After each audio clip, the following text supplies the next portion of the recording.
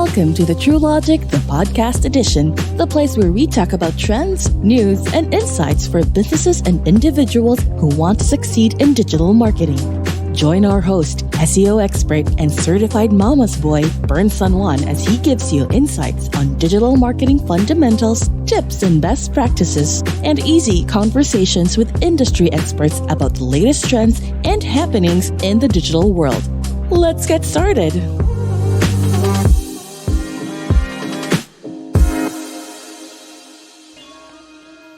Let's talk about content marketing, specifically a sneak peek on what content marketing will look like for 2023.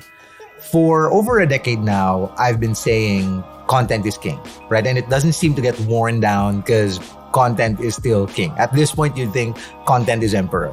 And businesses that use content marketing usually see about 6 times more conversions than companies that don't. That's probably because they're driving more top funnel traffic, and so they have more opportunities to convert than businesses that don't do content marketing. But if you want to have an effective content marketing strategy, you do need to keep it up to date. Like, you need to know what audiences are responsive to, what they tend to ignore. And so on this episode, we've penned down some content marketing trends that will likely be applicable to you and your brand for the following year and will help you meet the marketing goals that you guys are probably already planning for next year. Hi guys, welcome to another episode of the True Logic DX podcast. I'm Bernard and thank you for joining me again today. So I think we all know the value of a solid content strategy.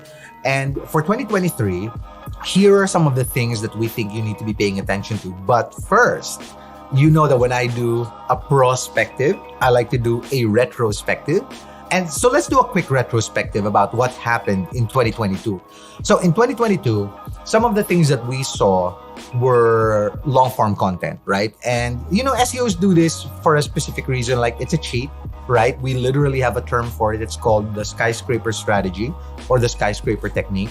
But it's just that if you're genuinely interested in educating your audiences and therefore capturing informationally intentioned keywords, long-form content is one of the ways to go. But when I say long-form content, I don't mean vomit 2,000 words all over a page, right? If you can support it with a video, if you can support it with an infographic, if you can support it with graphics, with images, do that.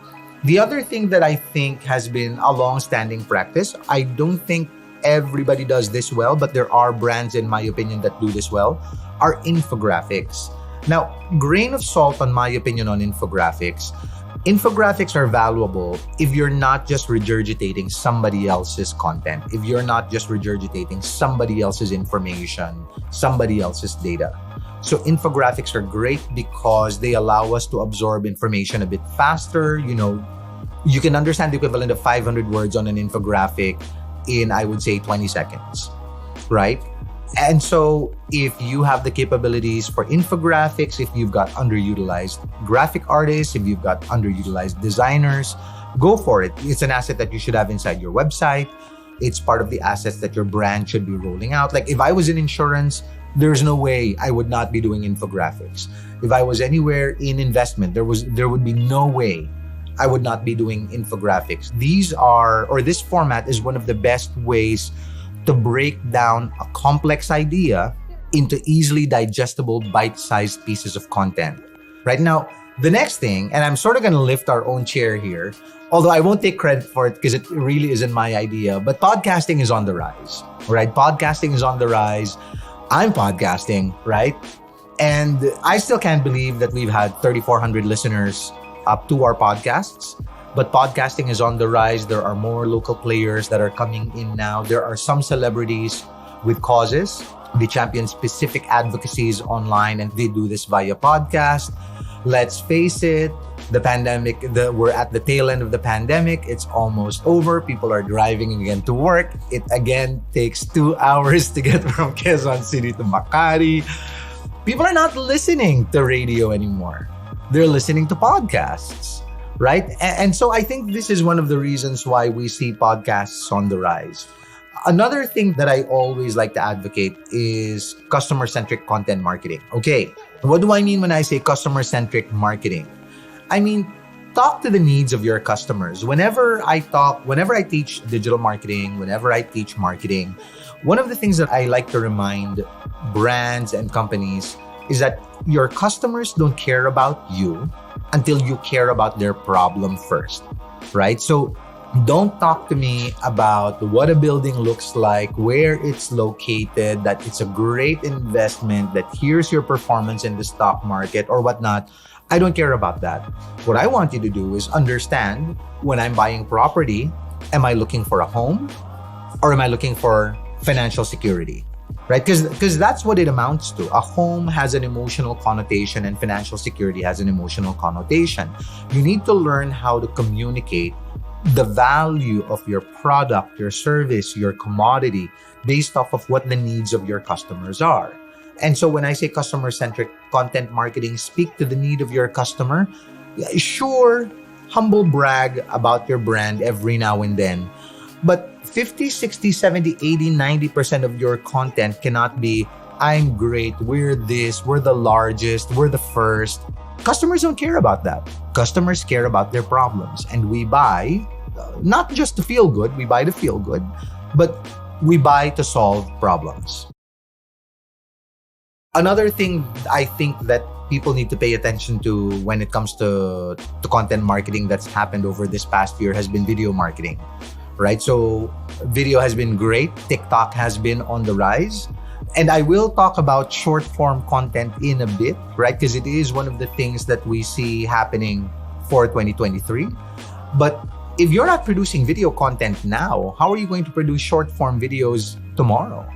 Right? So video marketing is part of the mix of what has worked really well.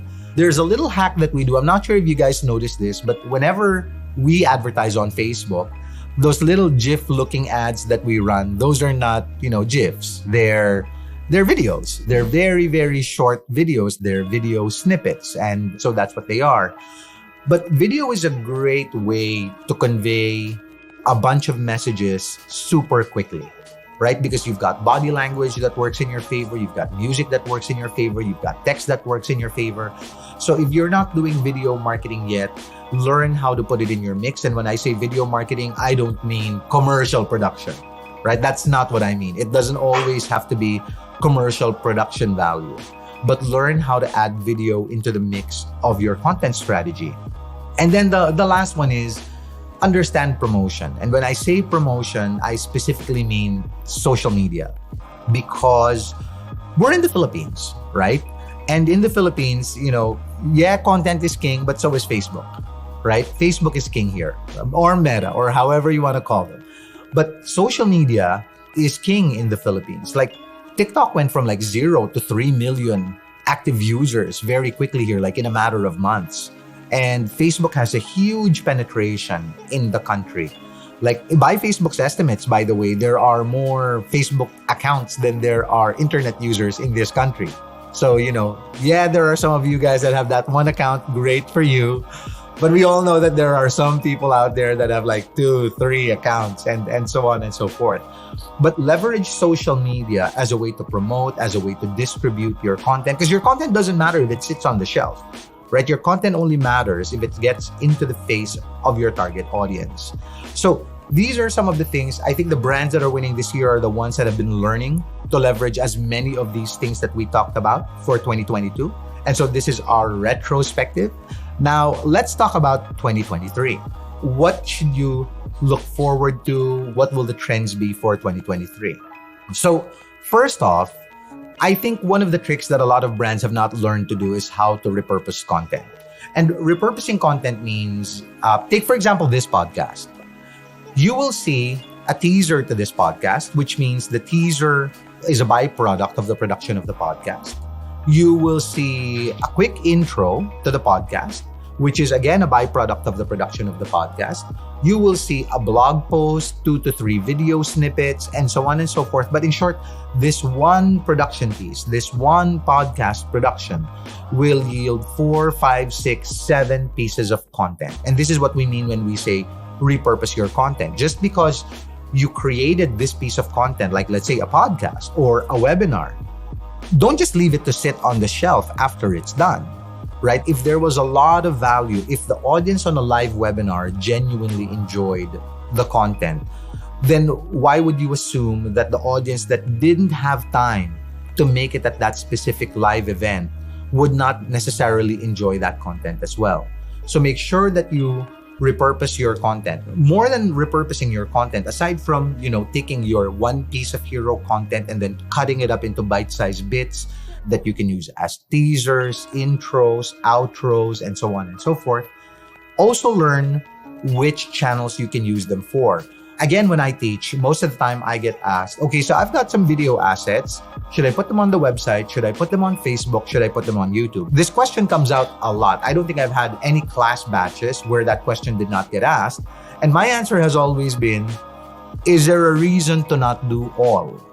Right? That has always been my answer. Is there a justifiable reason why the answer is not all? Because videos, especially embedded videos, not hosted videos, don't host your videos in your website. You will slow your website down. But if you embed your videos inside your web pages, it doesn't encumber browsers, it doesn't encumber somebody's bandwidth. And Google recognizes that there is a second, third content format inside your page, that you are putting in more content elements that engage your users, right? Which means you need to publish it on YouTube. But audiences on YouTube are not necessarily the same audiences on Facebook, right? Or either that, or at the least, there is a different micro moment being satisfied on YouTube and a different micro moment being satisfied on Facebook. So you want to put your content where your audience is. If you have content that, let's say, is relevant to 2, 3 of your buyer personas, one of those buyer personas are on YouTube, 2 of those buyer personas are on Facebook, then why not publish them if that one message is relevant to all 3 buyer personas, right? So aside from just maximizing the use of your content, plan out your promotion. Plan out how you promote them. Can it go to YouTube and Facebook? Both, right? Should it be on your website, YouTube, Facebook? Should you create a separate landing page for it and then, run ads against it? But again, your goal is, if you create value-adding content, if you create valuable content, then it is your obligation to get that content in front of your users. Next one is interactive and dynamic content. I think this is going to be a game changer. Actually, a lot of what I'm going to talk about for 2023 will be interactive content, right? Like where this year alone, we ran so many campaigns where the objective was to get the customers to view content, and then the call to action, the action that we were looking for, was for the user to start a conversation, to start a chat, right? Like that is excellent. So those are great examples of how you're supposed to manage your content. Like, don't just create a post because the boss says so and then boost 8 of them because that's what your budget says so. Right? Like, what action are you trying to get somebody to do? And ideally, the action you get them to do is an action that leads to an interaction between the brand and your target audience. Another one that we see making an impact, and I'm really basing this off of the number of inquiries we get about this, is short form videos will continue to gain traction for this year. Short form videos are going to gain traction. That's either YouTube Shorts or TikTok vids. If this is not within your wheelhouse, I recommend you start learning how to put it in your wheelhouse.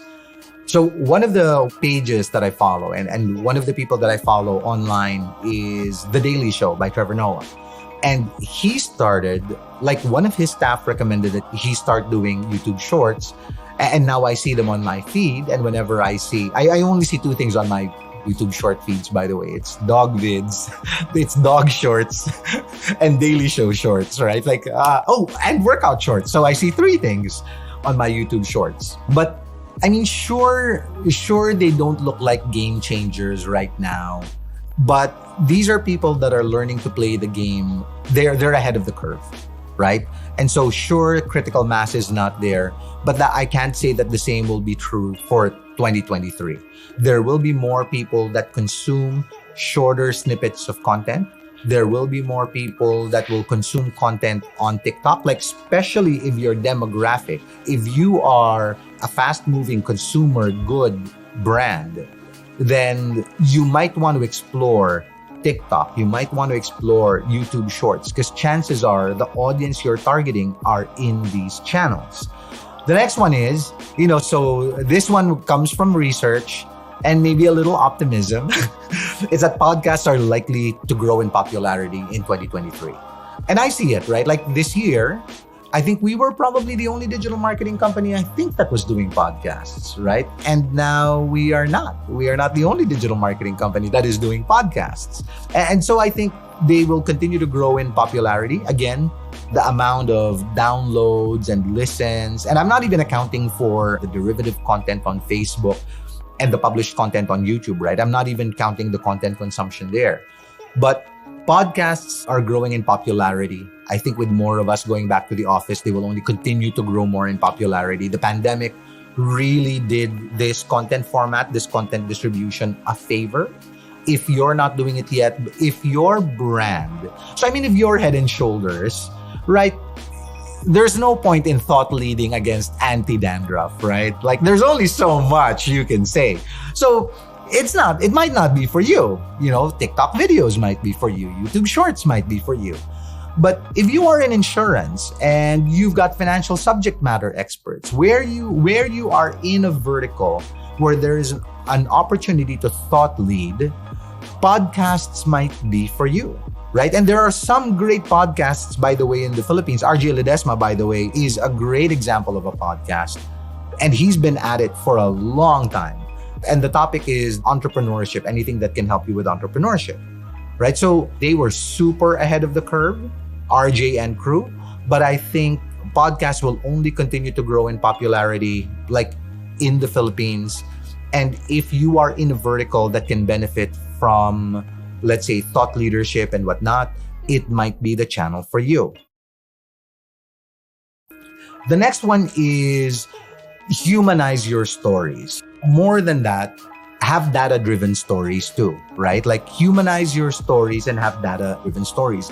If there is anything I see Western companies do a lot, they're not afraid of communicating their data. They're not afraid of communicating information. In the Philippines, it seems like every business likes to keep all information very close to the chest. And so that's why it's hard to do research about specific businesses.